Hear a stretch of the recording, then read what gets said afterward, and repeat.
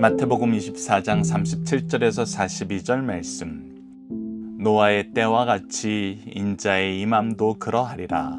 홍수 전에 노아가 방주에 들어가던 날까지 사람들이 먹고 마시고 장가들고 시집가고 있으면서 홍수가 나서 그들을 다 멸하기까지 깨닫지 못하였으니 인자의 임함도 이와 같으리라.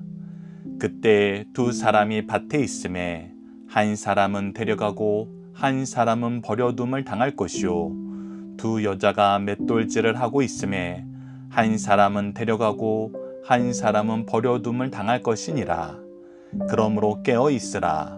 어느 날에 너희 주가 임할는지 너희가 알지 못함이니라. 아멘.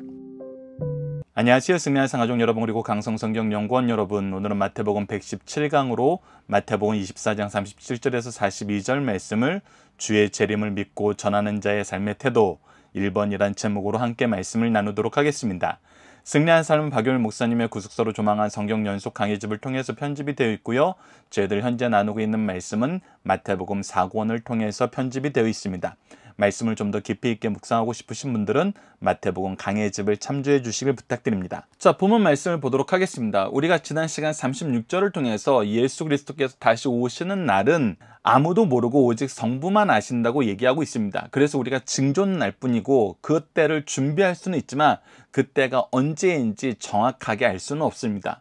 그래서 오늘 첫 번째 단락에서는 노아 때와 비슷한 예수 그리스도의 재림의 때의 모습을 우리에게 설명해 주고 있습니다. 37절을 보시죠. 노아 때와 같이 인자의 임함도 그러하리라. 예수님의 임함도 노아의 때와 비슷한 현상이 나타나는데 그것이 무엇이냐면 38절입니다.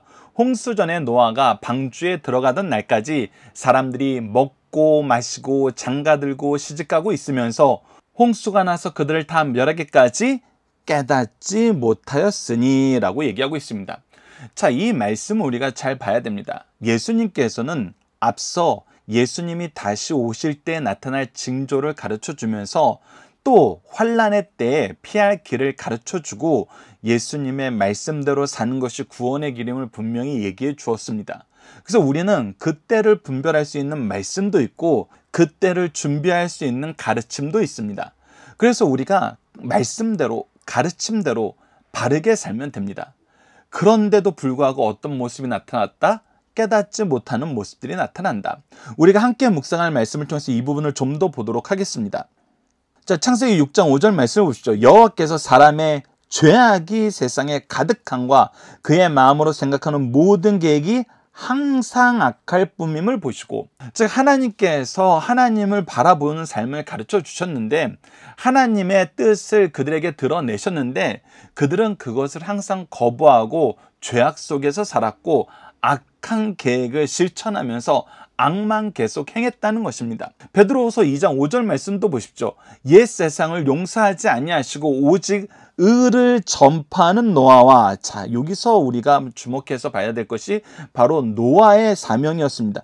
그는 오직 의를 전파하는 삶을 살았습니다.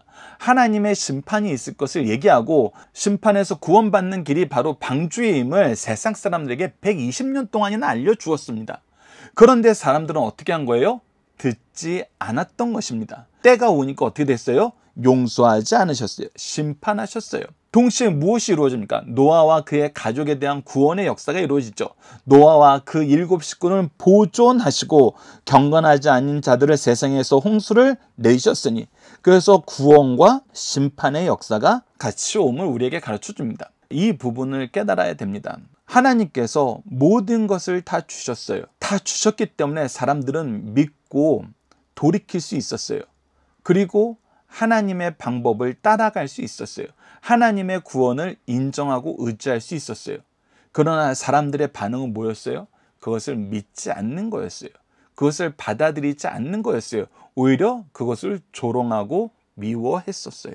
이것이 마지막 날에 우리가 가장 주의해야 되는 부분이라는 것입니다. 그리고 이러한 모습이 언제도 나타난다? 바로 예수님께서 재림하실 때도 나타난다.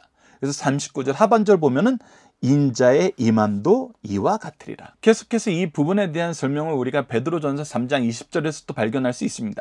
그들은 전에 노아의 날 방주를 준비할 동안 하나님이 오래 참고 기다리실 때, 즉 노아가 방주를 준비하는 동안 계속 무엇이 선언됐던 거예요? 하나님의 심판과 구원이 선언되었던 거예요. 그럼에도 불구하고 어떻게 했어요? 받아들이지 않았어요. 그래서 하나님께서는 방주가 완성될 때까지 어떻게 하셨어요? 오래 참고 기다리셨어요. 그런데 그들은 끝까지 복종하지 아니었어요. 마지막에 복종하여서 구원받은 사람들은 누구였어요? 방주에서 물로 말미암아 구원을 얻은 자가 몇 명뿐이니 겨우 8명이니라.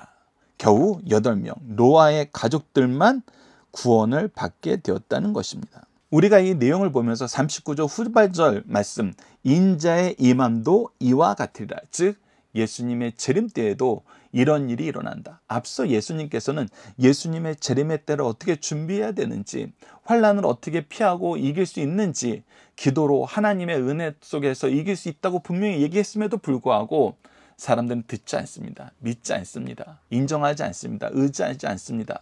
오히려 각자 자기가 좋아하는 삶을 삽니다. 각자 자기에게 중요하다고 여겨지는 삶을 삽니다. 그래서 첫 번째 문제, 예수님이 오실 때를 깨닫고 준비할 수 있는 사람들은 어떤 사람입니까? 바로 노아와 그의 가족들처럼 하나님의 말씀을 듣고 하나님이 주신 사명 속에서 사는 사람들이 예수님이 오심을 준비하고 깨닫고 깨어있는 사람들이란 것입니다. 그리고 나서 다음 단락에서는 우리에게 좀 더 강하게 우리의 인생에서 가장 중요한 기준이 무엇인지를 가르쳐 줍니다. 40절 말씀을 보십시오. 그때 두 사람이 밭에 있음에 한 사람은 데려가고 한 사람은 버려둠을 당할 것이요, 두 묘자가 맷돌질을 하고 있음에 한 사람은 데려가고 한 사람은 버려둠을 당할 것이니라. 이것이 무슨 뜻이에요?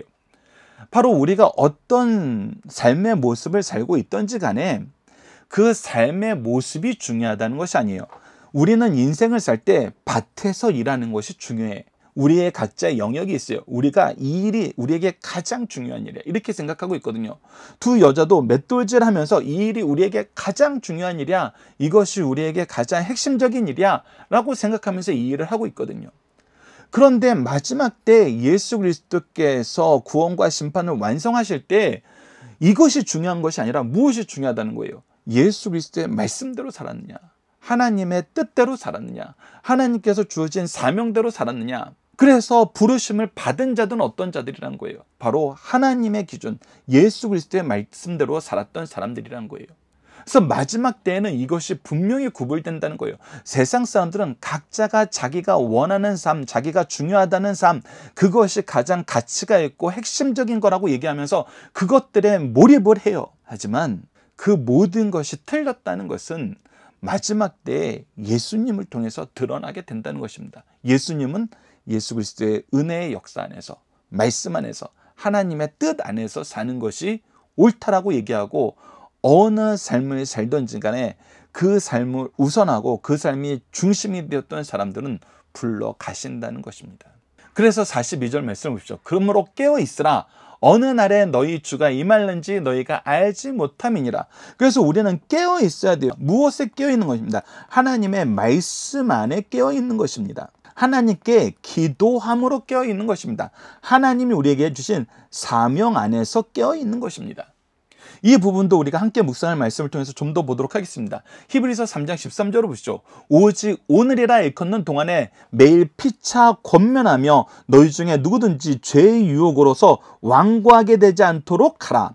그래서 우리가 해야 되는 일은 무엇이냐면, 우리가 말씀으로 살고 기도로 깨어있고 하나님이 주신 사명을 지키면서 사는데, 이 일을 우리가 잘할 수 있도록 우리 공동체가, 믿음의 가정이, 교회가 그 일을 서로 권면하고, 우리가 죄의 유혹에 빠져서 하나님이 중요하다고 얘기하고 하나님의 뜻이 중요하고 하나님의 심판과 구원의 사역이 우리의 앞에 놓여 있다는 이 말씀에서 완고해지지 않도록, 이 완고해지는 것은 죄악의 유혹에 빠져서 하나님의 말씀보다는 죄악 세상을 더 사랑할 때 생기는 것인데, 이 유혹을 이길 수 있도록 우리가 잘 권면하고 잘 가르치고 이 믿음을 계승해 나가야 된다는 것입니다. 그것이 지금 우리가 현재 가장 우선시해야 되는 삶의 모습이라는 거예요. 자, 그래서 두 번째 문제로 봅시다. 동일한 삶의 현장에 있으면서도 부르심의 차이가 나는 이유는 무엇입니까? 세상 사람들은 삶의 현장의 내용이 가장 중요하다고 얘기하지만, 우리는 하나님께서 주신 사명, 예수 그리스도의 말씀이 중요하기 때문이에요. 이 차이가 그리스도인들과 세상의 차이라는 것입니다. 자, 문답으로 나누는 중심사상을 하나씩 보도록 하겠습니다. 첫 번째, 예수님이 노아의 때를 말씀하신 이유는 무엇입니까?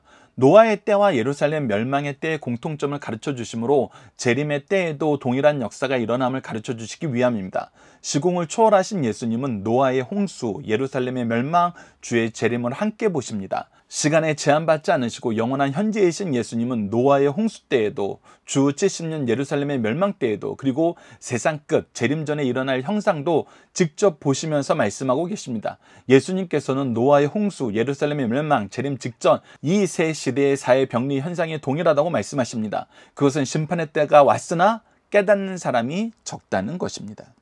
두 번째, 노아의 때, 예루살렘의 멸망할 때, 마지막 심판의 때 동일하게 선언된 것은 무엇입니까? 심판의 경고와 피할 방법을 제시한 것이 동일하다는 것입니다. 노아 홍수 직전에 심판이 올 것을 수차례 경고하셨고 심판의 내용과 피할 방법, 물과 방주까지 제시하셨습니다. 그러나 그 일에 쓰임받는 노아의 가족 외에 다른 사람들은 이를 받아들이지 못하고 멸망받았습니다.